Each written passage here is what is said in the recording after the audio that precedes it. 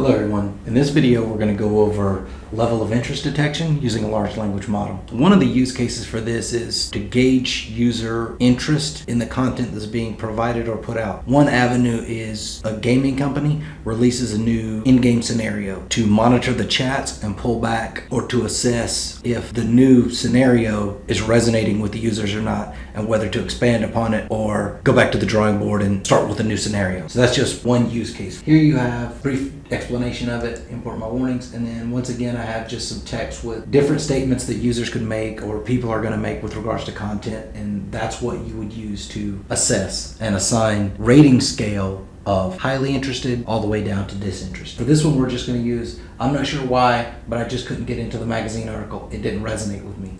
Level of interest, disinterested. And it has the rationale. The statement expresses a lack of connection or resonance with the topic, indicating a low level of interest. So well, I tell you right there, they had no interest. Let's try, wow, this article is absolutely fascinating. I couldn't stop reading it. Highly interested. Rationale, the exclamatory tone and the superlative language expressing excitement indicates high level of interest. Once again, here's a way to leverage the large language models applied specifically to a business case. And in this context, in this use case, we use a gaming company releasing a new in-game scenario and testing out its resonance with the users based on comments in chat or feedback. There you have it.